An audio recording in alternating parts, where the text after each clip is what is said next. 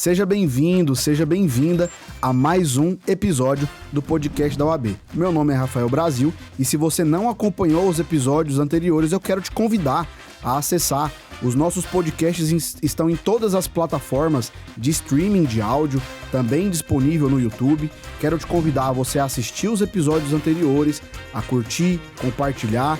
Entra lá no Instagram, nas redes sociais da UAB Goiás e também deixa a sua impressão, compartilha aí com todo mundo, curte o canal do YouTube lá da UAB Goiás para que esse episódio e os outros episódios alcancem o maior número de pessoas. Você já sabe que o propósito da UAB Goiás, o nosso presidente, Rafael Lara, fala muito sobre isso, é impulsionar a advocacia, e é isso que a gente faz através desse podcast aqui, quando a gente traz convidados e convidadas para a gente entender outros segmentos de mercado e a gente entender como é que a advocacia pode se inserir nisso tudo, e é por isso que Tudo Tem Direito. Você está então no Tudo Tem Direito, o podcast da UAB.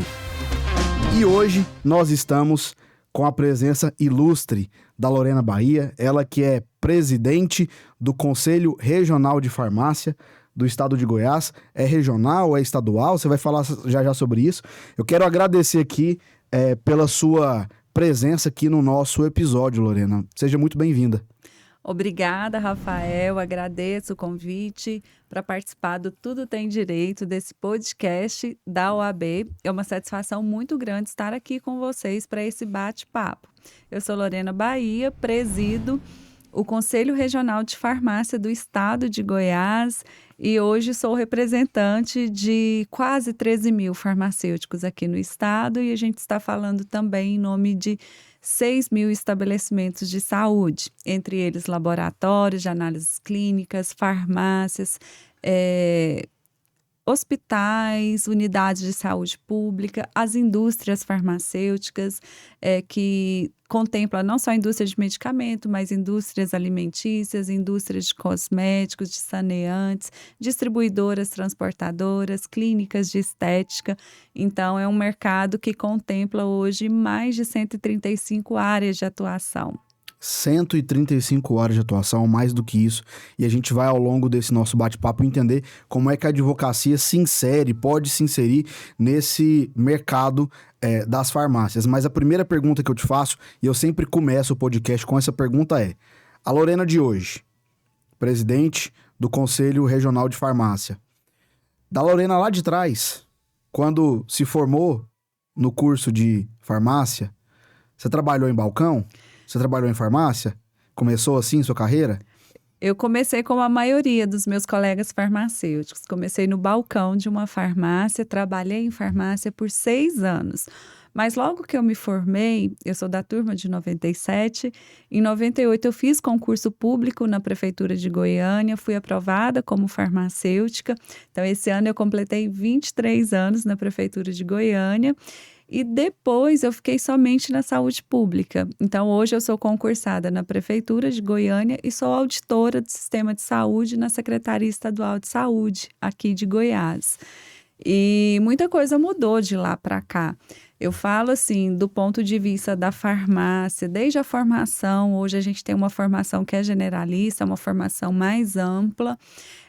Mas quando eu me formei, aqui no estado de Goiás, nós tínhamos 2 faculdades de farmácia, que era a faculdade da Universidade Federal de Goiás e a faculdade Objetivo, onde eu me formei. Hoje, nós temos mais de 50 faculdades de farmácia. Então, é um mercado que ele vem se tornando cada vez mais competitivo, mas é um mercado que tem espaço aqui no estado de Goiás, porque nós somos um dos polos farmacêuticos mais importantes quando a gente pensa em toda a América do Sul. Então, hoje a gente tem o DAIA em Anápolis, que é o Distrito Agroindustrial de Anápolis, onde nós temos sediadas ali várias indústrias farmacêuticas. Nós temos também ali um importante polo de distribuição e transporte de medicamentos também, e o farmacêutico atua em todas essas áreas.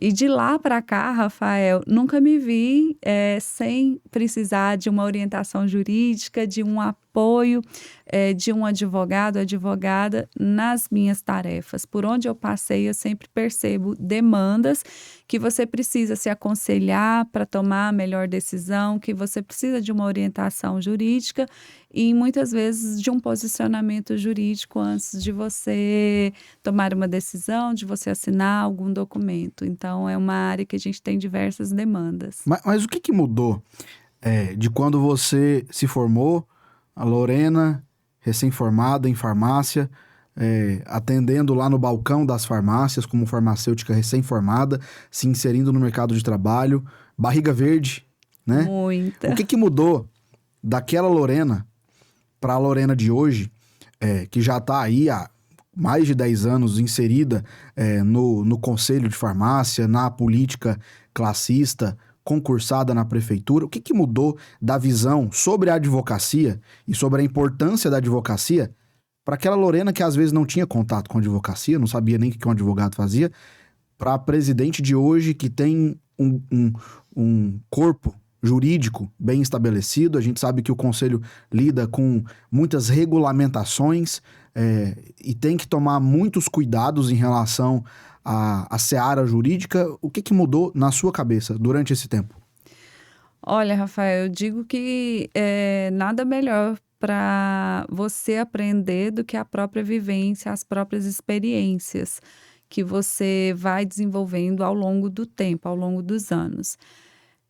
Quando a gente se forma em farmácia, a gente tem uma formação que é muito tecnicista. É uma formação voltada muito para o medicamento. Então, o farmacêutico, ele sai para o mercado de trabalho, compreendendo muito do processo de produção, de dispensação, voltada para o medicamento.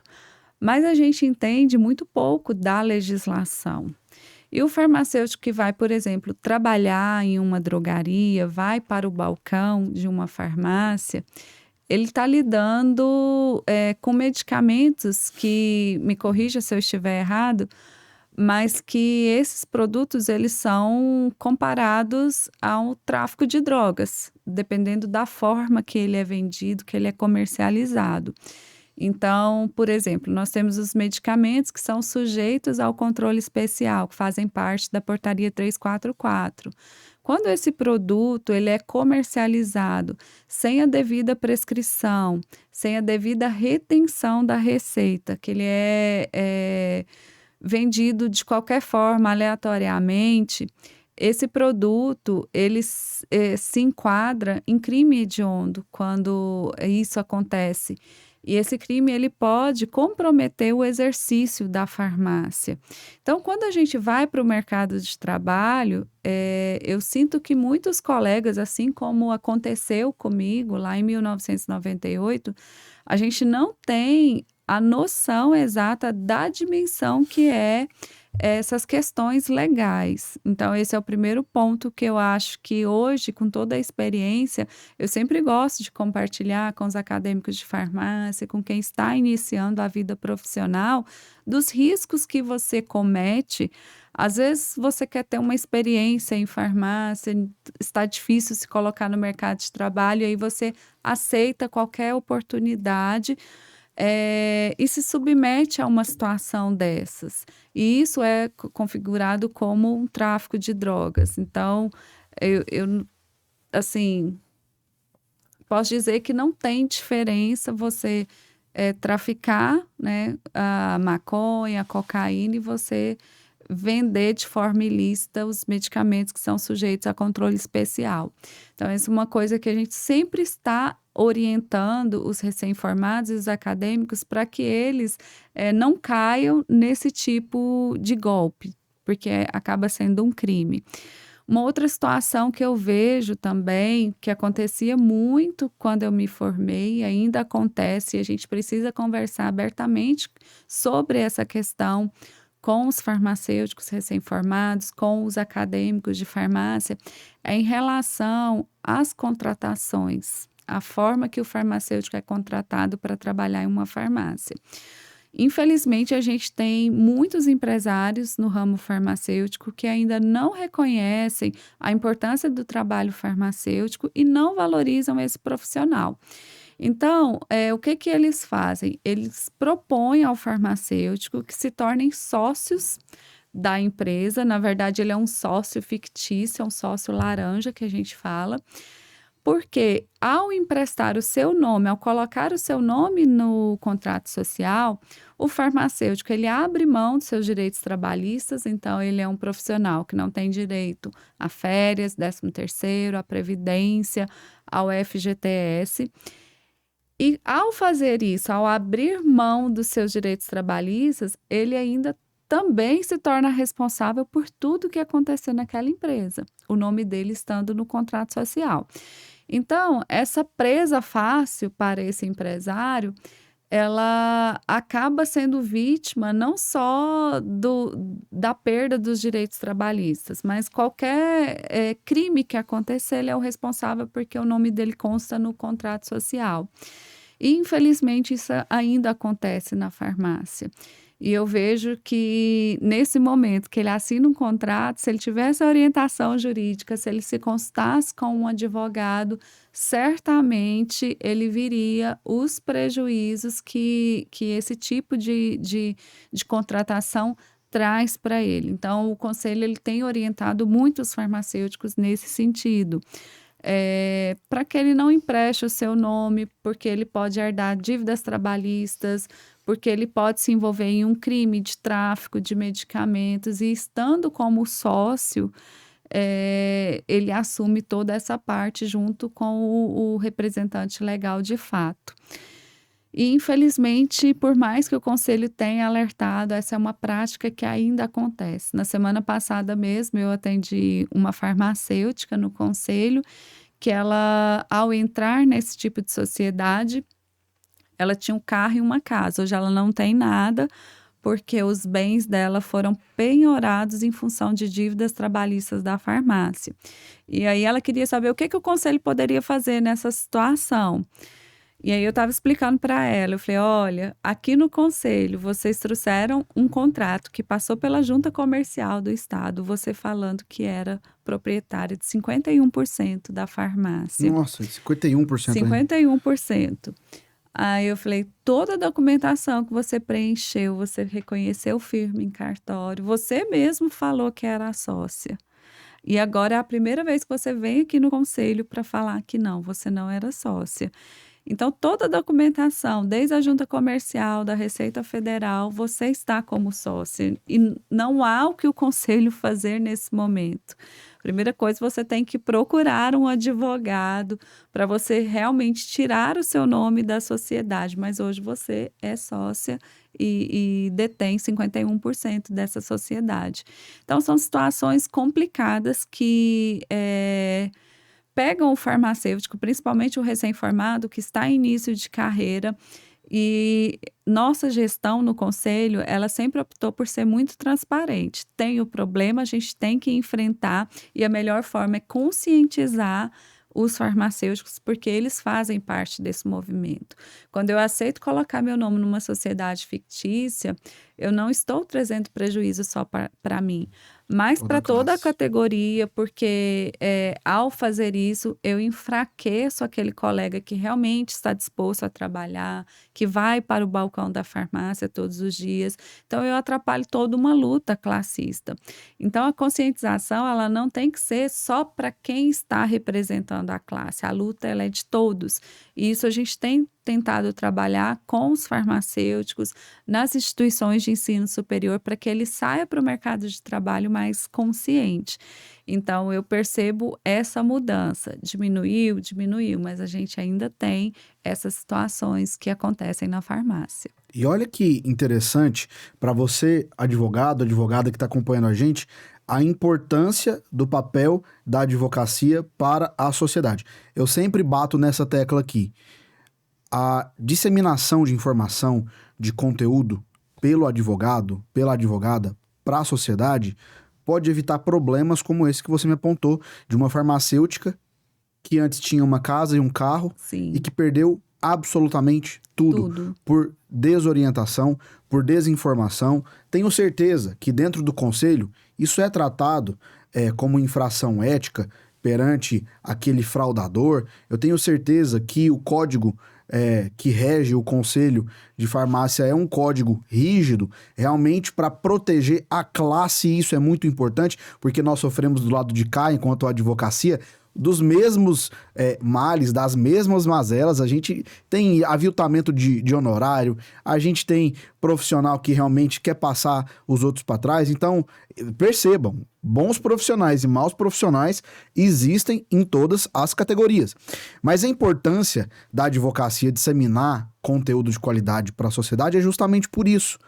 Porque é importante que você, enquanto advogado, que você, enquanto advogada, produza conteúdos para dizer, olha, farmacêutico, farmacêutica, não assine um contrato sem antes procurar um advogado. A OAB, inclusive, está fazendo uma campanha, né, Giovana? Bem interessante aí nos últimos tempos, de conscientização de toda a sociedade nesse sentido, né? A Giovana está aqui com a gente acompanhando, ela é da agência que atende a OAB, que foi responsável por criar essa campanha, E tem justamente uma frase dessa, e isso foi para outdoor, foi para buzzdoor, que é: não vai assinar um contrato? Não assine sem antes procurar um advogado. Não conte com a sorte, conte com um advogado. Muitas vezes, o profissional, ele acha que é um gasto que é desnecessário, que é uma besteira, porque talvez aquela seja a oportunidade de vida dele, e acaba caindo em um golpe. Se tivesse a ajuda ali de um bom profissional da advocacia, com certeza essa farmacêutica não teria tido esse prejuízo. Eu mesmo já lidei com situações parecidas com essa que você disse aqui, de uma sociedade que não era uma sociedade, mas ela foi colocada ali como sócia, e isso teve implicações criminais, e ela estava envolvida ali na sociedade. Então, veja só o nível de profundidade disso, né? Sim, agora, Rafael, eu sempre tenho contado também uma situação que aconteceu recentemente, em fevereiro último. Uma farmacêutica foi contratada de forma fictícia, então era uma farmacêutica laranja, colocou o nome dela na sociedade. E o que aconteceu? Uma semana depois deles homologarem um contrato no conselho, passar pela junta comercial, Receita Federal, a farmacêutica morreu. E o marido da farmacêutica e o pai da farmacêutica afirmam de pé juntos que ela é dona de 51% da farmácia. Tá lá o contrato. Tá no contrato e agora esse proprietário está desesperado. Aí você que pode me falar um pouco qual que vai ser o desdobramento disso, porque ele foi no conselho também querendo saber o que o conselho pode fazer. Eu falei, olha, só lamento. Eu falei, o que o senhor faz é um crime, colocar um farmacêutico como laranja, mas o senhor fez, você assinou, ela assinou e o conselho, até que se prove o contrário, a gente acredita na boa-fé das pessoas. Então, não é o conselho, mas tem 30 anos que eu tenho a farmácia, eu sempre fui sozinha. Eu falei, sim, assume mas seus aí, BO. agora... Né? Então, eu estou sempre citando esse caso agora, porque para servir também de exemplo para os proprietários que ainda insistem nessa prática, porque o jogo também pode se virar uma hora contra o proprietário. E agora o pai, a família da farmacêutica quer a parte dela, da empresa. Justo. Tá lá no contrato, tá lá tá o no nome instrumento. dela. Quem prova o contrário, né? Você falou aqui, presidente, que dentro da seara farmacêutica, nós temos mais de 150 áreas, mais de 150 segmentos.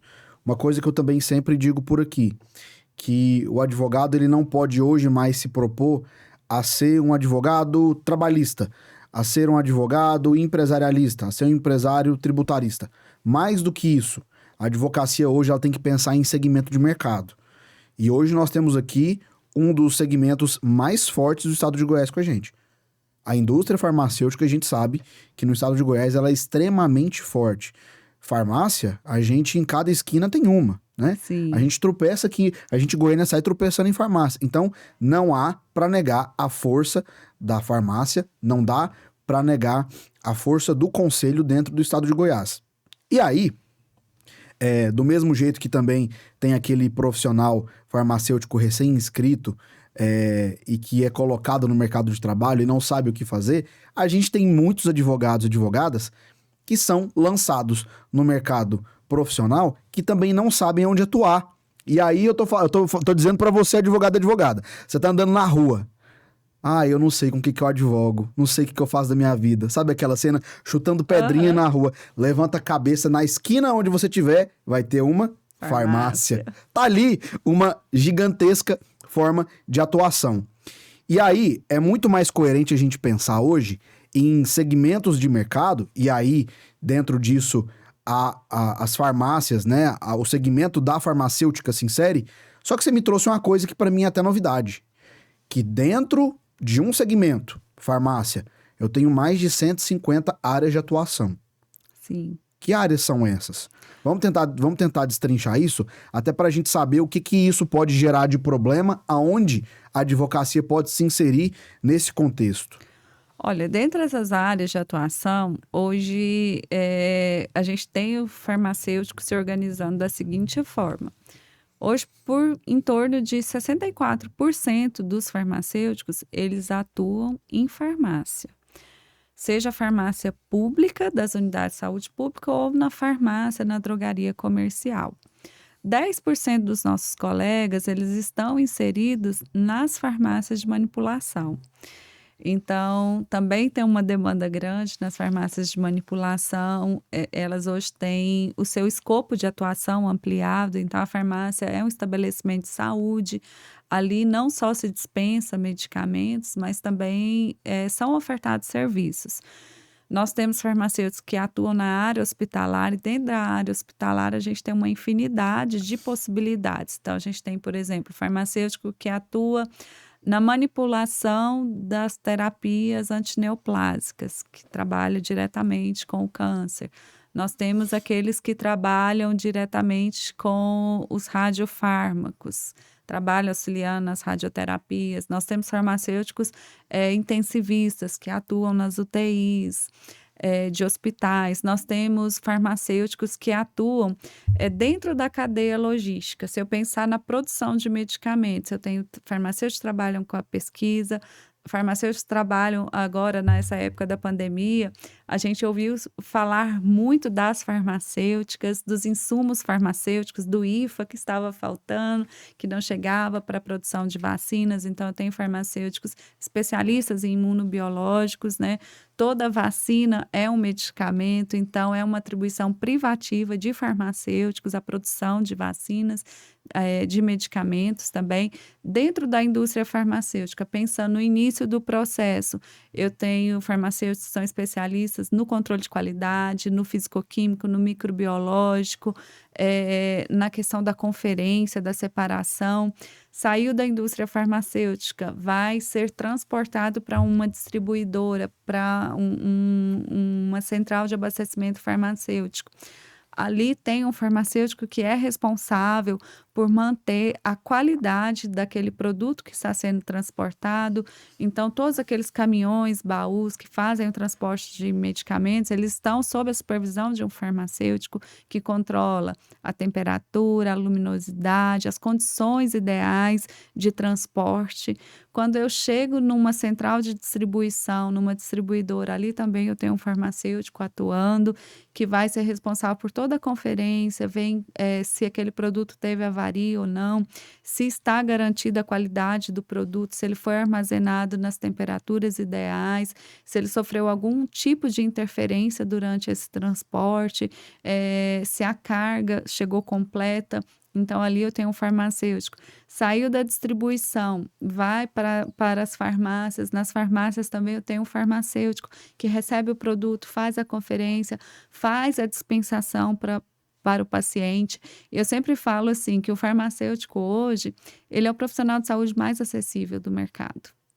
Ninguém precisa de marcar um horário para falar com o farmacêutico. Como você disse, Goiânia, quase toda esquina tem uma farmácia. Eu precisei de uma orientação, eu estou com sinais e sintomas menores, de saúde, eu posso procurar o farmacêutico. Ali sempre tem um profissional disponível para orientar, para cuidar, para fazer bem à sociedade. Então, o farmacêutico também está ali nas farmácias, nas drogarias. Na manipulação, às vezes eu vejo um farmacêutico ali na frente para me atender, mas dentro do laboratório de produção, dentro do controle de qualidade, tem vários farmacêuticos que você recebe o produto acabado dele, mas você não tem contato direto com o farmacêutico. Nós temos farmacêuticos nas práticas integrativas, então hoje eu tenho diversas clínicas que fazem reiki, que fazem auriculoterapia, acupuntura, e a gente tem farmacêuticos especialistas nessa área.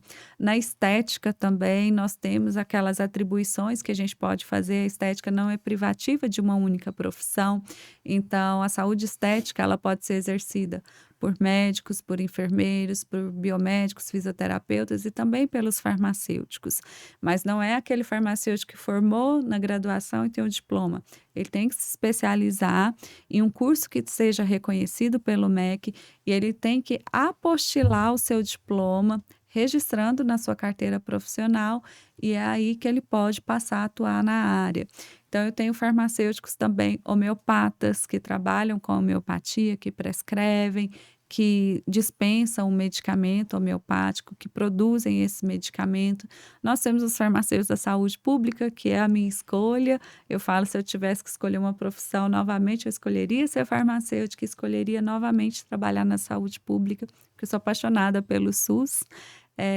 Ainda mais agora, depois desse período de pandemia, que o SUS deu conta do recado, os hospitais de campanha socorreram as pessoas e a gente tem aí a população já vacinada, graças ao SUS, à ciência e ao desenvolvimento de tudo que eu acredito enquanto profissional de saúde. Nós temos farmacêuticos que trabalham também nas faculdades, no ensino, na pesquisa. Então, tem uma variedade muito grande. E a gente tem também muito relacionado ao jurídico, a parte jurídica, que são os farmacêuticos que assessoram hoje os juízes, as câmaras técnicas do Ministério Público. Então, aqui mesmo no estado de Goiás, a gente começou em 2005 um trabalho muito próximo do Ministério Público Estadual, e lá a gente montou o NAT, que é um núcleo de apoio técnico à saúde, onde a gente tem diversos profissionais farmacêuticos que analisam as demandas judiciais que chegam para o Ministério Público, que faz a triagem. Esses farmacêuticos orientam a população se aquele medicamento é padronizado no município, se ele é padronizado, em qual unidade ele vai ter acesso, ou se o medicamento faz parte do componente especializado e é dispensado no estado. Se esse medicamento faz parte, por que esse paciente não recebeu? Então, os nossos farmacêuticos dão esse apoio ao Ministério Público. E em caso das demandas judiciais que são encaminhadas para o juiz, lá também o juiz conta com a assessoria de um farmacêutico para que ele possa ser orientado do ponto de vista da saúde, se aquele pedido, se aquela prescrição atende os protocolos clínicos que são estabelecidos dentro do processo de saúde e doença da população. E se a documentação está completa, se existem outras alternativas terapêuticas, então por que o médico escolheu aquele e não outro? Porque eu penso que para o juiz também é muito difícil decidir. Sim, Ele não sabe sabe, daquilo, né? que a saúde é direito de todos, né? E é dever do Ele Estado. sabe o que está ali na Constituição Federal. O que está por Técnica. trás daquilo ali? Então, o farmacêutico tem assessorado. Nas perícias judiciais também, então, em diversas ações judiciais, a gente tem a participação do farmacêutico. Lá no conselho, de vez em quando, chega esse tipo de demanda, solicitando indicação de algum profissional com uma formação específica para que ele atue produzindo um laudo para a perícia judicial. Então, a gente tem muito isso relacionado ao transporte de medicamentos, a cargas, né? A gente tem grandes empresas que são sediadas aqui no estado de Goiás, que fazem essa parte do operador logístico.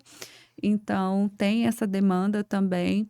E, enfim, a gente tem uma infinidade de área para atuação do farmacêutico e em todas elas eu não vejo como o nosso exercício ser independente de um apoio jurídico, de uma orientação jurídica.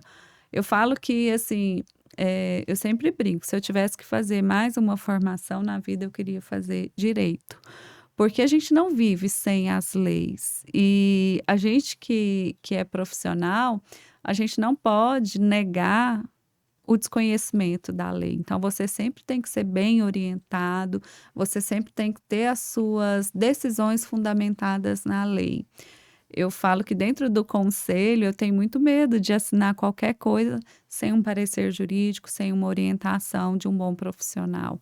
Hoje no conselho nós temos 2 assessores jurídicos, acabamos de fazer o concurso para a contratação de mais profissionais, porque a nossa demanda é grande. Mas sempre eu estou me orientando com os advogados para que eu tome a melhor decisão e para que essa decisão tomada ela tenha o menor risco possível de me trazer algum problema.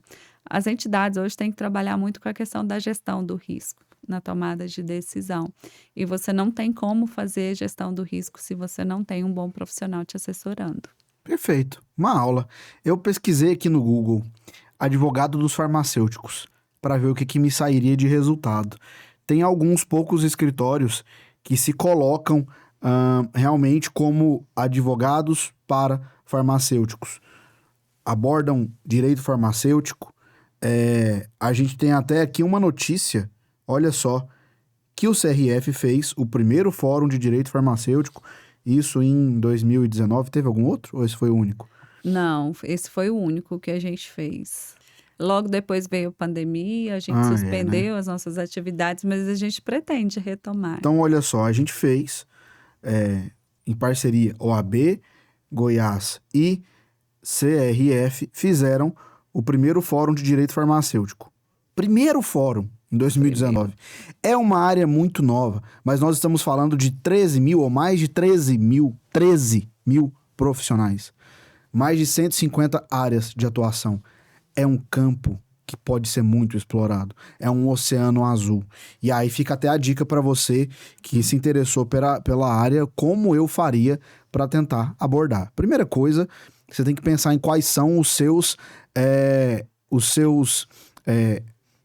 parceiros de negócio. Quem são os seus conectores? O principal parceiro da atuação de um advogado que se propõe a atuar com o direito farmacêutico é Conselho de Farmácia. Estamos aqui com o presidente. Então procura o presidente, fala: presidente, quero atuar, quero ouvir das necessidades, como que a gente pode explorar isso. Dentro do próprio conselho, tenho certeza, nós temos demandas éticas que precisam do apoio, do amparo de um advogado ali na defesa ética, né, dos profissionais da farmácia. Nós temos indústrias farmacêuticas, nós temos setor de logística, transporte, distribuição. Você quer tentar entrar numa farmácia, numa indústria? Quem é que transporta os medicamentos? Vai lá na transportadora, se apresenta para o cara, fala: olha, advogo para farmácia. Imagina só o tanto de remédio caro que essas transportadoras devem transportar. Obviamente, é obrigatório o seguro, porque a gente tem remédio caríssimo, né? Sim. O acondicionamento adequado desses produtos. Obviamente, tudo isso gera contrato, tudo isso precisa de um advogado. Imagina o problema se um caminhão desse capota na rodovia. Quantos milhões ali numa carga que se perde de medicamento? Isso é um problema. E se a gente tem um problema, a gente precisa de advogado, de advogada, para resolver aquelas situações. Então, a dica que eu te dou é: se posicione como um advogado especialista em direito farmacêutico. É um universo exclusivo. Exatamente. E tem uma área muito... ela é uma área que está crescendo bastante, muito promissora e que eu vejo poucos profissionais, até mesmo profissionais da farmácia, que é a área de assuntos regulatórios. Então, quantas indústrias a gente tem aqui no nosso estado? E quantos profissionais a gente tem voltados para essa área de assuntos regulatórios, a área que demanda documentação, protocolos em agências reguladoras, então na Anvisa, na Suvisa, aqui no estado de Goiás, Corpo de Bombeiros. Então, todos esses estabelecimentos que a gente está falando, desde a farmácia, a indústria, são estabelecimentos de saúde que demandam de uma série de autorizações para poderem funcionar. E nem sempre você tem o acesso facilitado. E tem muitos empresários que preferem contratar um profissional para que ele faça tudo isso. E aí entra a assessoria jurídica, porque vocês têm mais habilidade do que qualquer outro profissional quando a gente pensa em protocolo, em documentos, em certificados, na emissão de certidões. Então, é uma área muito ampla. Outra área que eu vejo que é bastante frequente acontecer problemas nessa área, e a gente teve agora recentemente exposto na mídia, é a questão do programa Farmácia Popular. Então, é um programa que ele vem passando por uma série de modificações, mas é um programa que existem muitas fraudes voltadas para ele. E direto as farmácias precisam de defesa jurídica, porque perdem o credenciamento junto ao Ministério da Saúde, passam por auditorias constantes do Ministério da Saúde, do DENASUS, que é o Departamento Nacional de Auditoria do Sistema Único de Saúde. E ali, por mais que você conheça a técnica, por mais que você conheça o funcionamento do programa, você precisa de entender de leis, e quem entende leis é o advogado. Então, o próprio DENASUS fala, não, se você quiser, você mesmo pode se defender, não precisa de contratar um advogado. Mas o que a gente percebe é que sempre essas defesas que são feitas de forma, digamos, caseira, sem conhecimento, elas acabam não tendo o resultado que você espera. Então, tem muita área para a advocacia nesse sentido, e eu vejo que é uma área pouco explorada. Porque às vezes os colegas perguntam, você conhece algum advogado que seja especialista em farmácia popular, que conhece os trâmites do Ministério da Saúde? Eu mesmo não conheço, embora seja auditora, assim, eu não conheço nenhum advogado que seja especialista nessa área. E tem muita demanda. Então, assim, a gente pode passar um dia todo conversando sobre a farmácia, que eu acho que vocês perceberão diversas oportunidades de atuação. E eu vejo também nas questões trabalhistas para o farmacêutico. Hoje a gente tem um sindicato dos farmacêuticos aqui no estado de Goiás, que eu considero que é um dos mais fortes do Brasil, o Sindicato dos Farmacêuticos.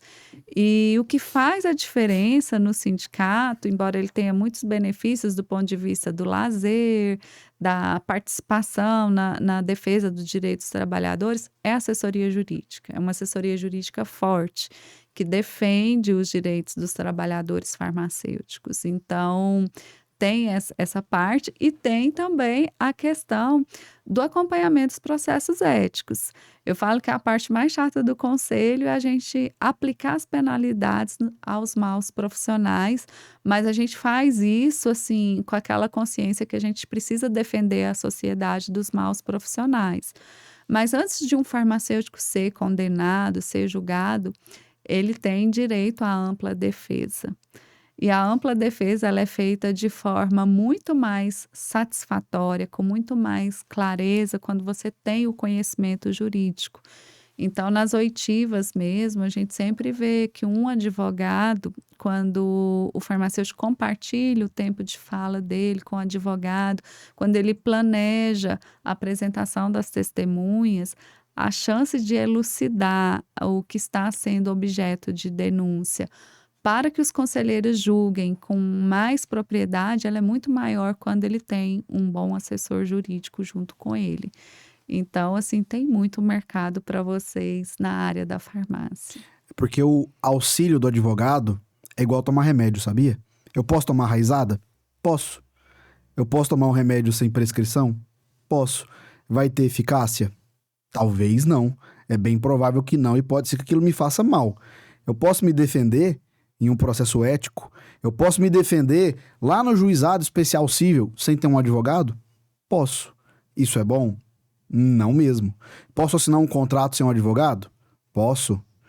E, inclusive, vai te custar caro você contratar um advogado só para ele poder ler o contrato para você colocar uma assinaturazinha ali naquele papel. Mas e se você não tiver advogado? Isso te custa muito mais caro. Eu posso estar tomando a dosagem errada de um medicamento por não estar sendo devidamente instruído por um farmacêutico. E eu posso estar me afundando, perdendo a minha casa, perdendo meu carro, por não contar com o auxílio de um advogado. Você falou uma coisa aí que, na verdade, você tirou as palavras da minha boca. Eu ia falar sobre regulação, que é uma seara que realmente demanda muitos profissionais, cada dia mais complexa. Nós temos agências reguladoras cada vez mais exigentes e o papel das agências não é em vão, não é à toa. É bom que elas existam. A gente não pode ter agências que acabem privilegiando ali um monopólio. Mas a regulação é necessária para a sobrevivência do ecossistema ali do mercado. Mas nós precisamos de profissionais que saibam atuar nessas áreas, né? Olha só, outro dia, deve ter umas 2 semanas isso, me encontrei com um cliente meu, distribuidor de medicamentos, que tinha um armazém em Goiânia e mudou para Aparecida de Goiânia. Ele me falou, eu não consigo, não é nem vender medicamento, eu não consigo comprar, porque agora eu preciso tirar todas as licenças novamente, vigilância sanitária, corpo de bombeiros, etc, etc, etc, porque eu mudei de Goiânia para Aparecida de Goiânia. Então, assim, a gente vê que isso é um prejuízo tão grande para o profissional farmacêutico, para o distribuidor de medicamentos, para uma farmácia, porque isso vai te impedir, vai te realmente bloquear de comprar, de vender, isso te caça uma licença da vigilância sanitária, e aí por muito pouco você fica impedido de trabalhar. E a gente sabe que é uma burocracia. E o profissional da farmácia faz a sua faculdade, faz suas especializações, mas ele não entende de regulação, de burocracia. Isso é chato. E quando a gente fala com o empresário, isso faz com que o empresário perca a paz dele. Realmente vai ficar sem dormir, porque é uma coisa chata de lidar. Sim. Né? Então a gente precisa de profissionais que também trabalhem nesse aspecto regulatório, que é muito importante, porque a gente consegue atalhar os caminhos para a gente conseguir licenças que são essenciais, são obrigatórias, mas a gente consegue resolver muito mais rápido do que ficar batendo cabeça. Eu nunca fiz na minha vida e nunca quero fazer a transferência de um carro meu. Se eu compro ou se eu vendo, eu não vou no Detran, eu não faço vistoria. Sabe por quê? Porque existe o despachante. Somos 2, então, Rafael. Lorena, eu nunca fiz meu imposto de renda, porque tem o contador. Eu também. Delega para o profissional, delega para quem sabe. Eu sempre brinco com meu marido, que eu acho que eu sou aquele tipo de pessoa que gosta de gerar renda também. Até para não ter dor de cabeça, você tem que contratar um especialista na área. Sempre que a gente está conversando com os farmacêuticos, principalmente aquele que vai empreender, a primeira coisa que eu falo, olha, antes de olhar o quadro técnico da sua farmácia, contrate um bom advogado e um bom contador. O contador ele é essencial na questão dos impostos que você paga, na tributação, e o advogado para tocar toda a parte da documentação. Enquanto você contrata esses 2 profissionais, você vai se dedicar à parte técnica, de formação de equipe, de precificação. Então, assim, a gente tem um conhecimento que é limitado e cada um no seu quadrado fazendo aquilo que lhe compete. E eu acho que o que faz a diferença é a soma de todos esses esforços. Então, por que que o estabelecimento vai bem? Porque ele é bem orientado, bem amparado do ponto de vista jurídico, contábil e também do ponto de vista técnico.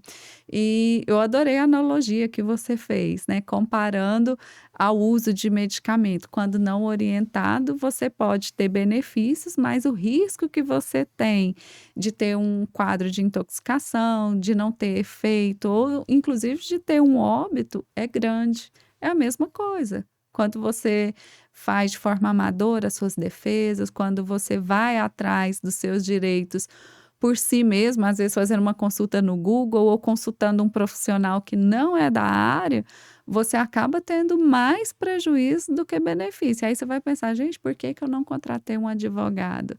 E às vezes aquele preço que você achou caro no momento, ele se torna barato perto do prejuízo que você tem.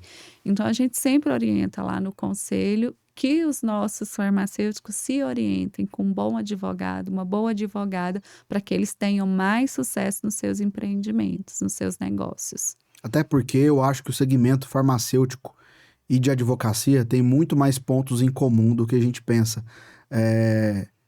Eu tô com dor de cabeça, que remédio eu tomo? Não sei. A gente precisa investigar. Minha conta foi bloqueada. O que aconteceu? Não sei. Eu tenho que investigar.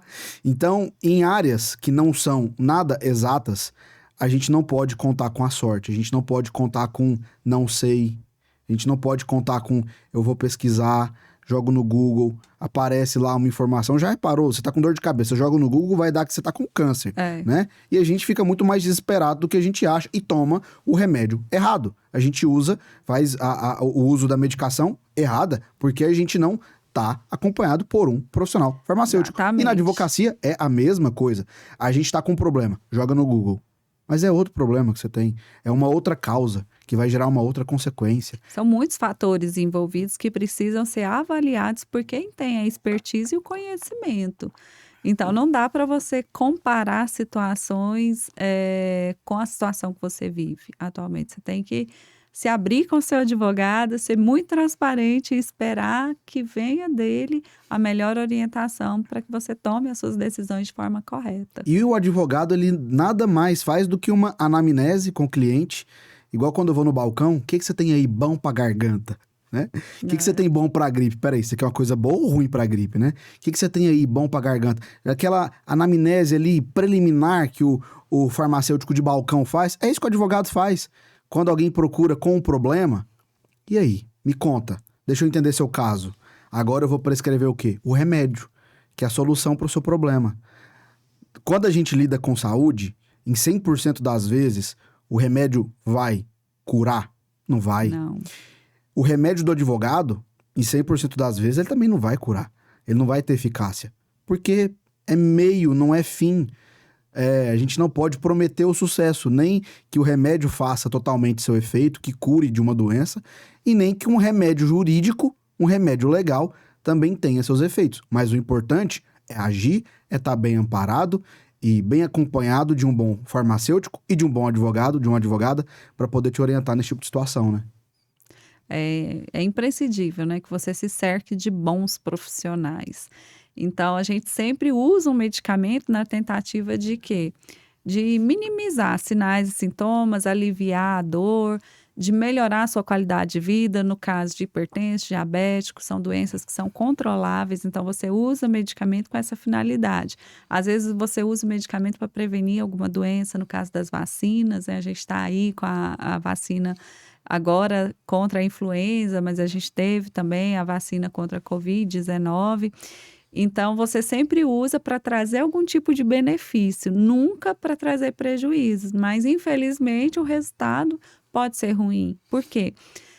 Como na advocacia, o indivíduo ele tem que ser olhado de forma individual mesmo. Cada um tem uma idade diferente, um peso diferente, hábitos de vida diferentes. E você tem que avaliar se essa pessoa ela tem comorbidades ou não.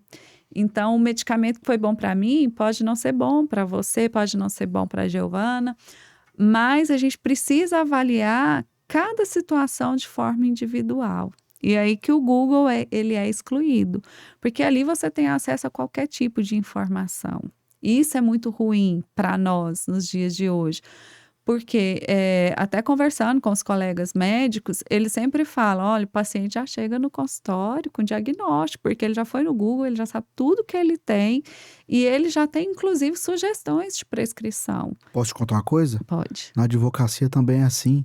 O cliente ele já pesquisa tudo na internet antes, todo o problema, e já aconteceu várias vezes do cliente chegar e falar assim, doutor, eu quero só que o senhor faça tal peça, assim, assim, assado, coloca isso, isso, só assina pra mim, então é baratinho, é só pra assinar. Olha, gente. É a mesma coisa de eu chegar num médico e falar, olha, eu já fiz o meu diagnóstico, eu só preciso da receita. Então, receita tal medicamento, assim, assim, assim, bate seu carimbinho e assina. Não vou nem pagar a sua consulta, não, porque é só o carimbinho e a assinatura que eu preciso. Só isso. Acontece demais. E aí a gente tem que entender, a visão tem que ser individual e tem que ser 360. A dor de cabeça, ela pode ter uma origem psicossomática, sei lá, Sim. né?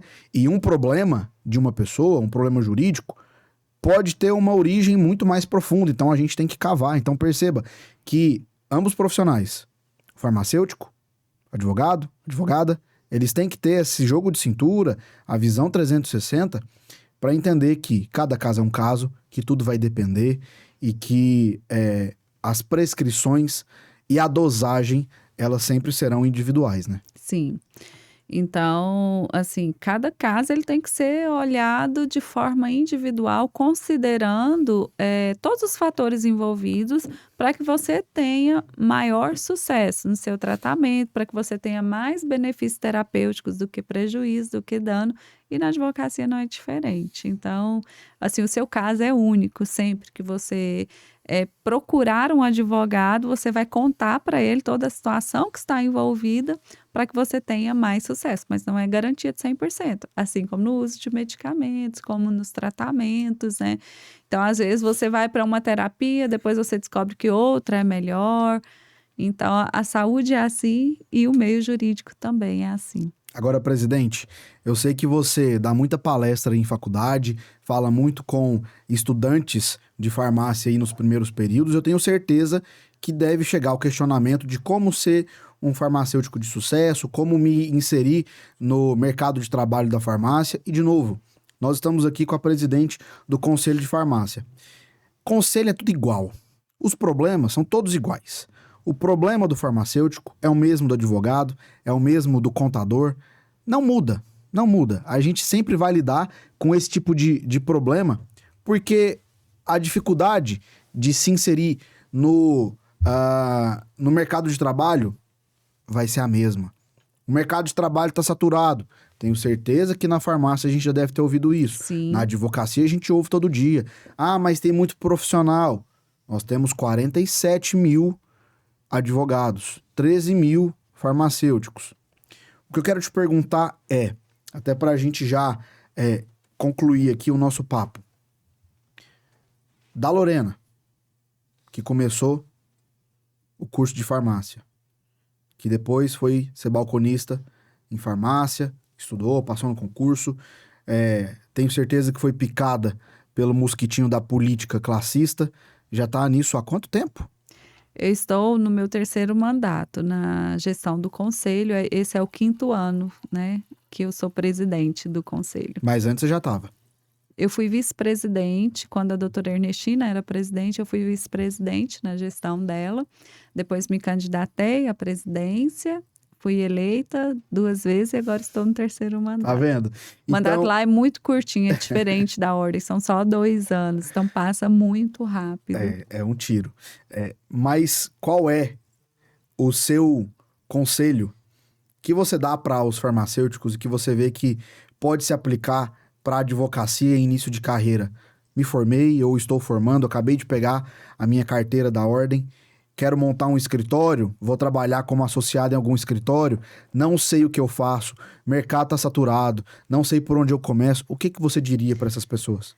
Eu sempre gosto de falar que, assim, a formação acadêmica, ela é o requisito mínimo para você ingressar no mercado de trabalho. Eu tenho diploma, mas eu tenho que desenvolver outras habilidades também. Então, hoje o mercado de trabalho, na área da farmácia, por exemplo, você tem uma chance maior se você domina o inglês. O português é básico, eu acho, para todas as profissões. Deveria e hoje em ser, pelo dia, menos, né? a gente vê muitas pessoas se graduando com deficiência na nossa língua. Isso é muito ruim. Talvez pela facilidade, pelo modo que a gente tem de aprender hoje, muito voltado para a tecnologia de informação. Então, as pessoas leem de uma forma diferente, escrevem menos, e isso acaba gerando uma deficiência no português. Eu acho que, assim, dominar o português faz muita diferença, principalmente para quem deseja fazer algum concurso público. Então, o português é o básico também. Habilidades na comunicação. Então, você tem que saber se expressar, conversar bem, saber falar da sua profissão para todos os públicos. Uma coisa é eu vir aqui hoje no nosso podcast conversar, porque eu sei que a maioria do público vai ser advogado, a gente também vai ter farmacêutico, acadêmicos do direito da farmácia. Outra coisa é eu sentar para aferir a pressão de uma pessoa que não tem estudo ainda. Então, como que eu vou conversar com esse paciente? Então, eu tenho que desenvolver as habilidades de comunicação. Da mesma forma, também que eu tenho que saber me comunicar quando eu for dar uma palestra para 100, 200 farmacêuticos. Então, saber identificar o tipo de linguagem, como que eu posso falar. Eu falo que a gente também tem que ter habilidades voltadas para a informática, para a tecnologia. Hoje o mundo é digital, então a gente também tem que saber se posicionar em redes sociais, como que eu utilizo as minhas redes sociais. Eu vejo muito assim, as pessoas estão procurando emprego e aí colocam lá no currículo o LinkedIn, coloca o Instagram e quando você acessa a rede da pessoa, não diz nada do profissional dela. E ela citou no seu currículo, até a forma que você vai fazer o seu currículo. Você também tem que desenvolver network, e eu acho que o network, ele se forma, ele se inicia na vida acadêmica. Então, participar de cursos, congressos, conhecer a sua entidade de classe. Então, eu vou ser representada por quem? O que é a OAB? O que é o Conselho Regional de Farmácia? O que essas entidades fazem por mim, fazem pela sociedade?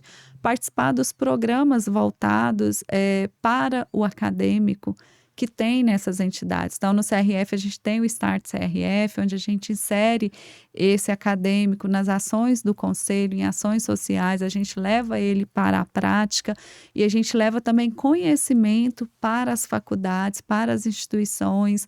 Então, a gente tem um cardápio de palestras, de temas que a gente oferece gratuitamente para as instituições de ensino superior, justamente para aproximar o acadêmico da nossa entidade. E eu vejo com a OAB também, vocês fazem muitas coisas legais, inclusive a gente pega vários exemplos de vocês.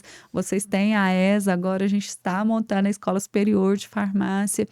Então, assim, são questões que não estão na matriz curricular de um curso, mas que você tem que estar atento desde o primeiro dia, se você pensa em ser um profissional bem-sucedido.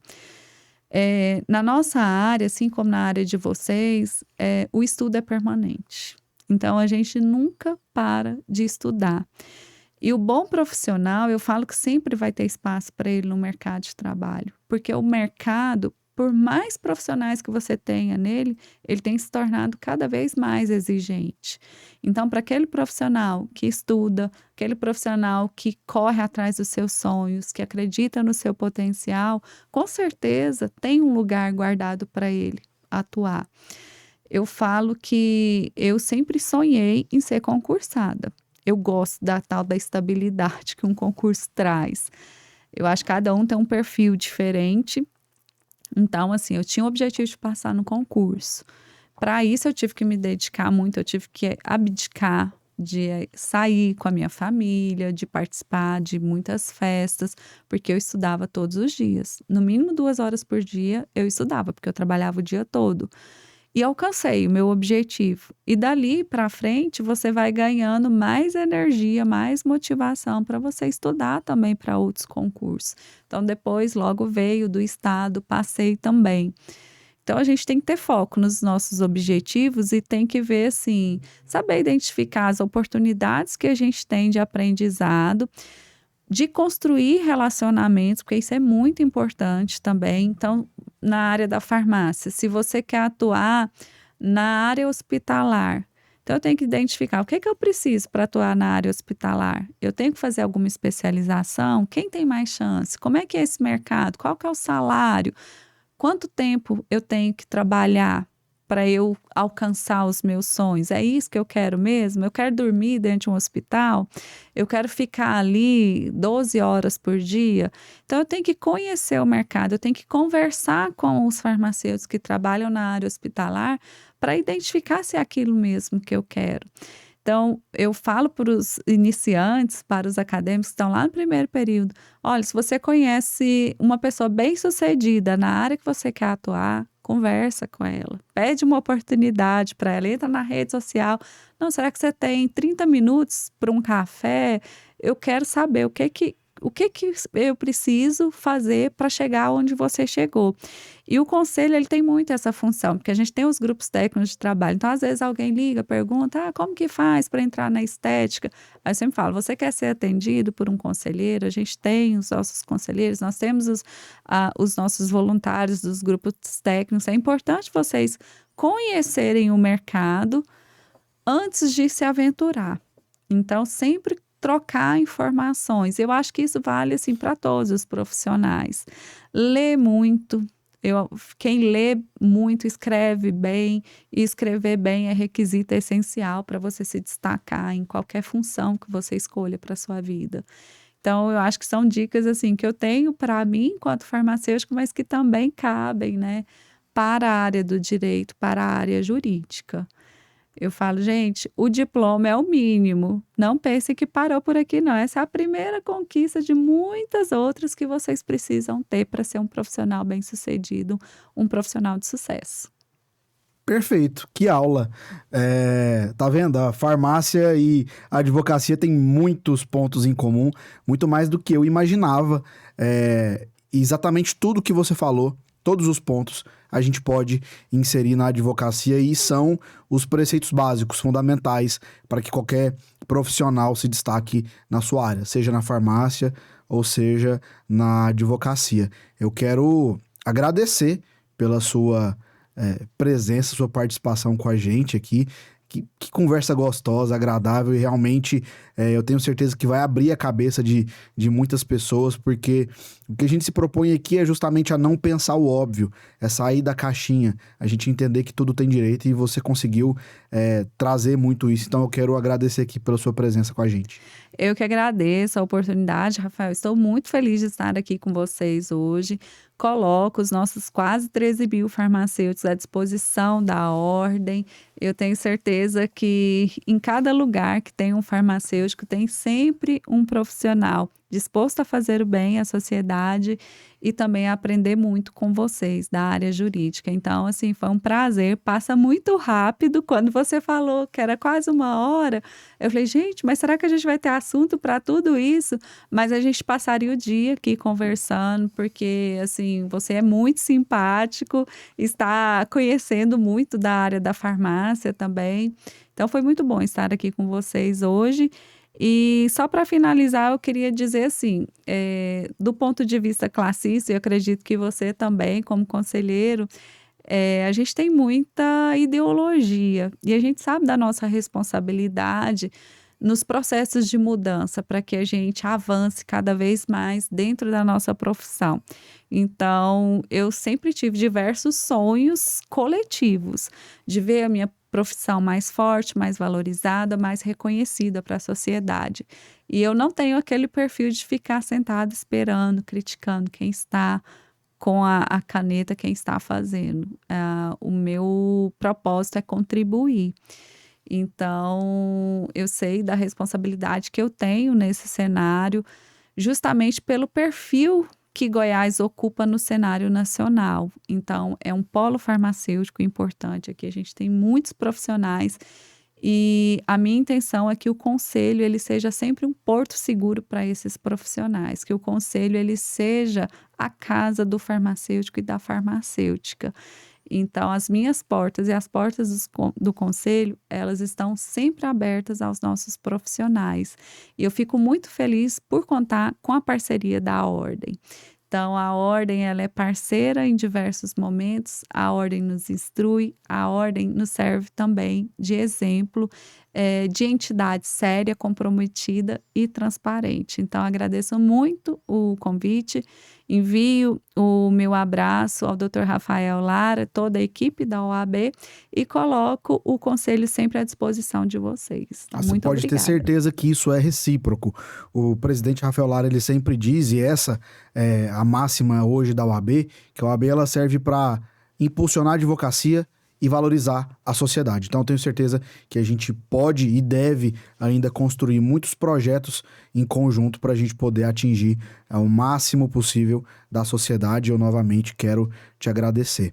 A gente vai ficando por aqui. Antes disso, eu quero te dar 3 rápidos avisos. O primeiro deles é sobre o refis. A gente já tem falado aqui nos episódios anteriores, o refis foi prorrogado, então você advogado, advogada, que tem algum débito aí das suas anuidades, você pode negociar, basta acessar pelo site da OAB e você pode negociar com isenção de multa, de juros, parcelamento facilitado, para que você realmente consiga colocar em dia a sua anuidade. Uma outra boa notícia é em relação ao CASAG Fomento. Também falei por aqui, a CASAG e o Cicobi Crédito Seguro, uma parceria entre a OAB, CASAG e Cicobi Crédito Seguro, colocou à disposição da advocacia para você que quer modernizar o seu escritório, montar o seu escritório aí do zero, você pode agora contar realmente com condições facilitadas de um financiamento, de um empréstimo lá pela Cicobi Crédito Seguro, com linha de crédito aí de até R$20 mil e 36 meses para pagar. Então,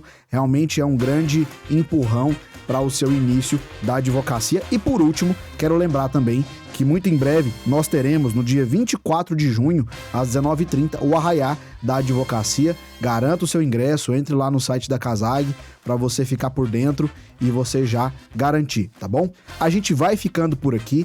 Esse foi o nosso episódio do Tudo Tem Direito, o podcast da OAB. Não esqueça de se inscrever no canal do YouTube da OAB, de curtir as nossas redes sociais, de seguir a gente lá e comentar, dar o seu feedback mais sincero do que você tá achando, porque a gente precisa disso para melhorar cada vez mais. Eu vou ficando por aqui e a gente se vê no próximo encontro. Até lá!